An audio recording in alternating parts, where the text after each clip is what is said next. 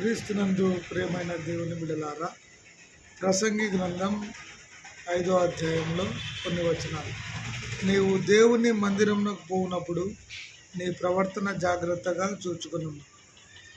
బుద్ధిహీనులు బలి అర్పించుట కంటే సమీపించి ఆలగించుట శ్రేష్టం.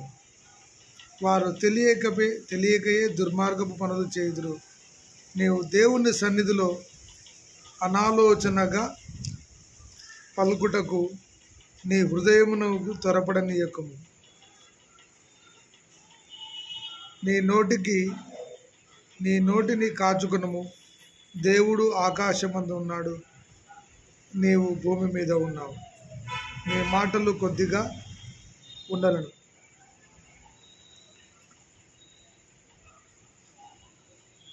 ప్రియమైన దేవుని బిడ్డలారా, ప్రసంగి గ్రంథంలో 3 విషయాలు తెలుసుకున్నాం. ఈ ఉదయకాలపు ఆదివార దినమున దేవుని మందిరము వెళ్ళేటప్పుడు మన ప్రతి ప్రవర్తనను జాగ్రత్తగా కాచుకొనాలి. మనల్ని మనం పరీక్షించుకొని దేవుని మందిరంకు వెళ్ళాలి. రెండవది, మందిరానికి వెళ్ళి బుద్ధిహీనులు అర్పించినట్లుగా బలి అర్పించుట కంటే సమీపించి ఆలకించుట శ్రేష్టం. మొదటిగా ప్రవర్తన జాగ్రత్తగా చూసుకోవాలి. బలులు బుద్ధి కలిగి అర్పించాలి, సమీపించాలి, ఆలకించాలి, అప్పుడే శ్రేష్టం. వారు తెలియకయే దుర్మార్గపు పనులు చేయుదురు.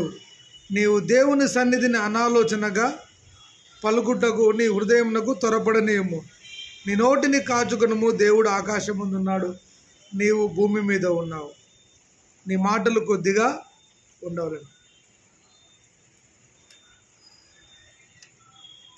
వ్యక్తిగత జీవితంలో మానవుడు మందిరం అంటే పరిశుద్ధమైన మందిరం, పవిత్రమైన మందిరం, జీవం గల దేవుని సంఘం.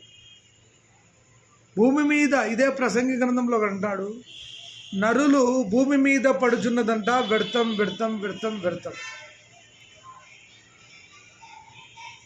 నరులకు తెలుసు, మనిషికి తెలుసు, మానవునికి తెలుసు. అందుకే ఇక్కడ అంటాడు, మందిరానికి వెళ్ళేటప్పుడు నీ హృదయాన్ని వాక్యముతో కడుక్కుని వెళ్ళు. నీ మనసును దేవుని సన్నిధికి ప్రశాంతంగా అర్పించడం నేర్చుకో. నీ జీవితాన్ని ప్రభు దృష్టికి యోగ్యకరంగా తీర్చుకో. రెండవది ఏమంటాడంటే, బుద్ధిహీనులుగా కాక, కీర్తనల గ్రంథంలో అంటాడు, దేవుడు లేడని బుద్ధిహీనులు తమ హృదయంలో అనుకొందురు. శ్రమలు వచ్చినప్పుడు, బాధలు వచ్చినప్పుడు దేవుడు లేడు అని మానవుడు స్టేట్మెంట్ ఇస్తాడు.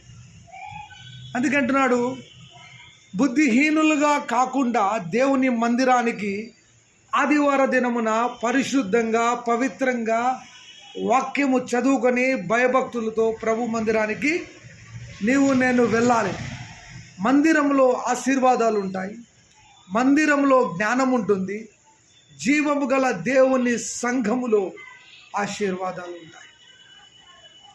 అందుకే అంటున్నాడు, విస్తారమైన మాటల వలన నీ మాటలు కొద్దిగా ఉండవలను.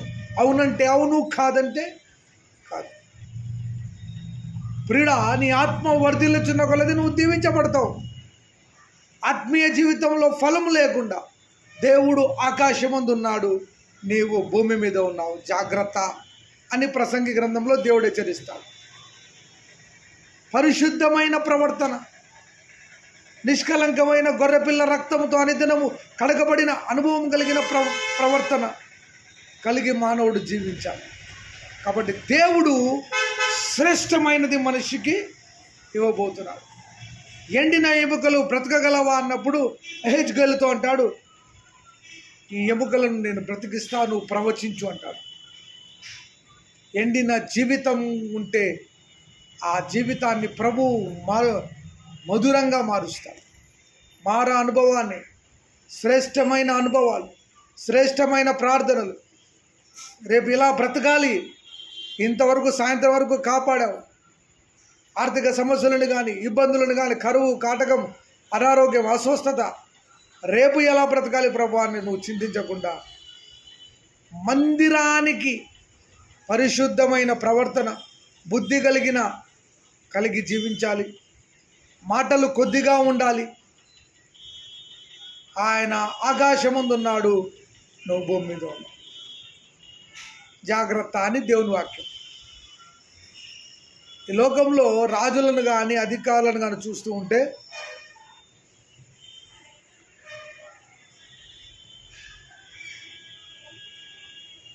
వాళ్ళు ఈ లోకంలోనే జీవిస్తారేమో, కోట్ల కొలది ఆస్తులు సంపాదించినా, వెండి సంపాదించినా, బంగారు సంపాదించినా ఈ లోకంలో నువ్వు జీవించలేవు.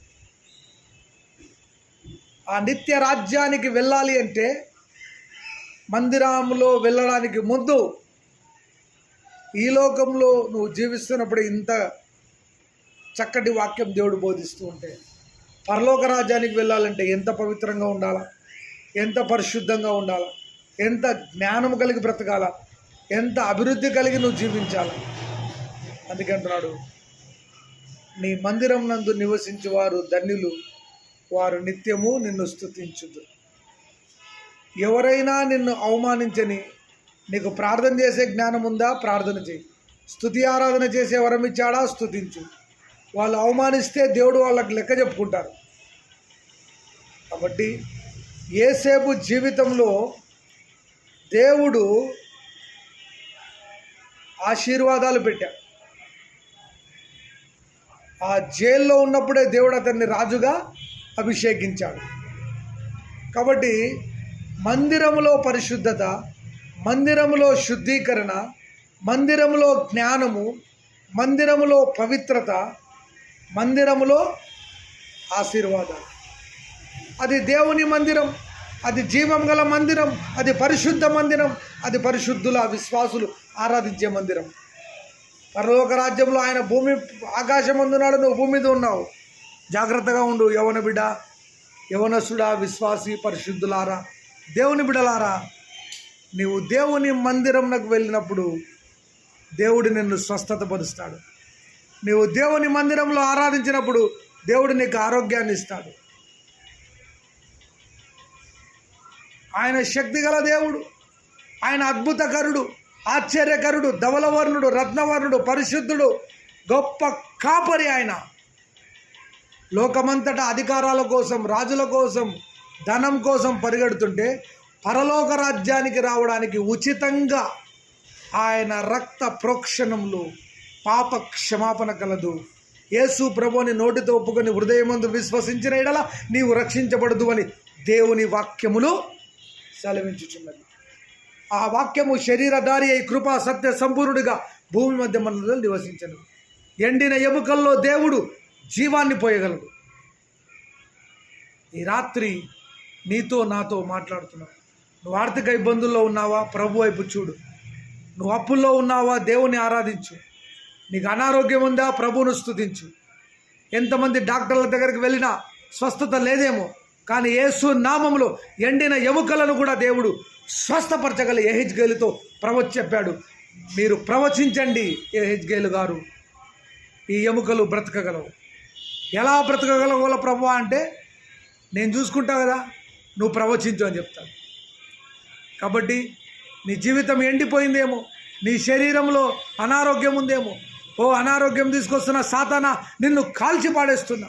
అది బ్యాక్ పెయిన్ అయినా, అనారోగ్యమైన, థైరాయిడ్, కరోనా, ఒమిక్రాన్, వృద్ధాప్యంలో ఉంటుండగా నీకు అనారోగ్యం ఉందో, యేసు నామంలో దేవుడు మందిరానికి వెళ్ళినప్పుడు అద్భుతాలు చేస్తాడు.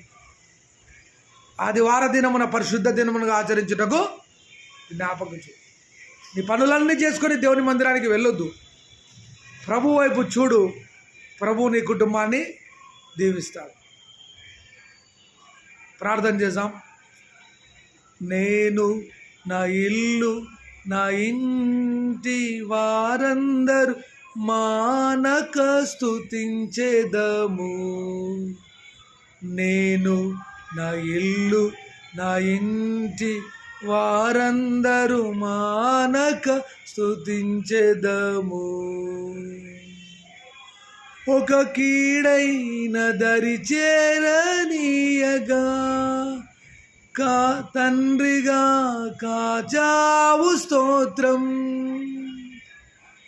ఎబినేజరే ఎబినేసరే ఇంతకాలం కాచితివే.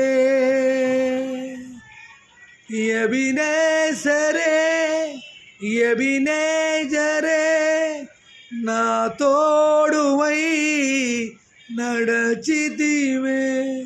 స్తోత్రం స్తోత్రం స్తోత్రం కను పాపవలె కాచితి స్తోత్రం. ఎబినేజరే ఎబినేజరే నా తోడువై నడచితివే. అనారోగ్యంతో బాధపడుతున్న వృద్ధులారా, మీ శరీరంలో వాటర్ ఫామ్ అయితే యేసు నామంలో బ్యాక్ పెయిన్లో స్వస్థత కలుగును గాక. దేవుడు ఓ అనారోగ్యం తీసుకొస్తున్న సాతానా కాలిపో, రిపోర్ట్లు నార్మల్ రిపోర్ట్ కలుగును గాక. గుండెలో నార్మల్, నీరులో నార్మల్, బ్యాక్ పెయిన్ నార్మల్, అన్ని నొప్పులు ఎండిన ఎముకల్లో జీవాన్ని పోసిన దేవుడు, మందిరానికి వెళ్ళినప్పుడు ప్రవర్తన జాగ్రత్తగా చూసుకోమన్న దేవుడు శక్తిని మీద ఈ ఉదయకాల సమయంలో పరిశుద్ధాత్మ దేవుడు కుమ్మరించును గాక. సాతాను శక్తులు కాలిపోవును గాక, చీకటి శక్తులు పారిపోదురు గాక, యేసు రక్తముల అంధకార శక్తులు బంధించబడును గాక. తలలో ఉన్న ప్రతి అనారోగ్యాన్ని దేవుడు స్వస్థత కలిగించును గాక. ఉద్యోగాలు కలుగును గాక, అనారోగ్యం విడుదలగును గాక. డాక్టర్లు ఆశ్చర్యపరు వృద్ధులకు స్వస్థత కలుగును గాక. ప్రభు, అనేక మంది పాపంలో, శాపంలో, అంధకారంలో, చీకటిలో ఉన్నారేమో, యేసు నామములో విడుదల కలుగును గాక. పాప క్షమాపణ కలిగించండి, స్వస్థత కలిగించండి. ఈ ఉదయకాల సమయంలో ఆదివారం దినమున పరిశుద్ధ దినముగా ఆచరించడానికి జ్ఞాపకం ఉంచుకుని కుటుంబాలను దీవించండి, ఆశీర్వదించండి, వృద్ధులను బలపరచండి. అయ్యా, ఆరోగ్యమును, బలమును, స్వస్థత కలుగును గాక. యేసు నామములో అద్భుతాలు జరుగును గాక. తండ్రి, అనేక మంది పాపంలో ఉన్నారు, శాపంలో ఉన్నారు, మరణాంధకారంలో, గాఢాంధకారంలో వాళ్ళకు రక్షణ కలిగించండి. యేసు రక్తములో శరీరంలో ఉన్న నీరు కరిగిపోను గాక. స్వస్థత టచ్ హోలీ స్పిరిట్. డాక్టర్లు మెరికల్ను ఆశీర్వదించుదు, అద్భుతాన్ని డాక్టర్లు చూచుదురు గాక. ఎంతమంది బాధల్లో ఉన్నారు, దుఃఖంలో ఉన్నారు, ఇల్లు లేని వారికి గృహాన్ని దయచేయండి. అయ్యా ప్రభా, ఆకాశ మార్గంలో, రైలు మార్గంలో, బస్సుల్లో ప్రయాణించే యవన బిడ్డలను, చదువుతున్న బిడ్డలను, ఉద్యోగాలు లేని బిడ్డలకు ఉద్యోగాలు అనుగ్రహించండి. వెళ్ళేటప్పుడు పోయేటప్పుడు వాళ్ళ మార్గాలంతరంలో దేవుని దూతల కాపలా ఉండి కాపాడి రక్షించునుగాక, ఆశీర్వదించునుగాక. అనేక మందిని దేవుడు దీవించునుగాక, దీవించునుగాక, ఆశీర్వదించునుగాక, ఆశీర్వదించునుగాక. స్వస్థతలు జరుగునుగాక. యేసు ప్రభు వాక్యం ప్రకటించిన చోట ప్రకటించబడుతునుగాక. దేవుడు అనేక దేవదూతలు పంపి ఆశీర్వదించునుగాక. కీళ్ళ నొప్పులు, కాళ్ళ నొప్పులు, అనేక అనారోగ్యాలు సాతాన కాలిపో. అనారోగ్యం తీసుకో, వృద్ధులకు అనారోగ్యం తీసుకొస్తున్న సాతాన నిన్ను కాల్చి పడేస్తున్న. సయాటికా, బ్యాక్ పెయిన్, తలలో భయంకరమైన టెన్షన్ల చేత బాధపడుతున్నాను, ఇప్పుడే యేసు నామములో అప్పుల బాధ నుండి విడుదల అనుగ్రహించాడు. అనేక అద్భుతాలు జరుగునుగాక. దేశం కొరకు, రాజుల కొరకు, అధికారుల కొరకు ప్రార్థన చేస్తున్నాం. స్వస్థతలు జరుగునుగాక, అద్భుతాలు జరుగునుగాక, ఆశ్చర్యకార్యాలు జరుగునుగాక. దేవుడు దీవించునుగాక. మందిరంలోకి వెళ్ళేటప్పుడు ప్రవర్తన జాగ్రత్తగా చూచుకో, కొద్దిగా మాట్లాడు, దేవుని ఎక్కువగా ఆరాధించు. ప్రభువైన యేసు నామములో అడుగుతున్నాం తండ్రి, ఆమేన్. క్రీస్తునందు ప్రేమైన వాళ్ళారా, ఈ ఉదయకాలపు ఆరాధనలో జీసస్ హోలీ ఫైర్ మినిస్ట్రీస్ ద్వారా దేవుడు మీ కుటుంబాలను దీవించునుగాక. ఈ దినమంతటిలో తండ్రి, కుమార, పరిశుద్ధాత్మతో ఆశీర్వదించునుగాక. ప్రభు స్వస్థత కలిగించునుగాక. మీ కొరకు ఎల్లప్పుడూ ప్రార్థిస్తుంటాం. మా ఫోన్ నంబర్ 7659091876 7659091876. పరిచర్య కొరకు ప్రార్థించండి. పరిచర్యలో మీరు కూడా పాలుభాగస్తులు కండి. ప్రభు మీ కుటుంబాలను ఆశీర్వదించునుగాక. ఆమేన్.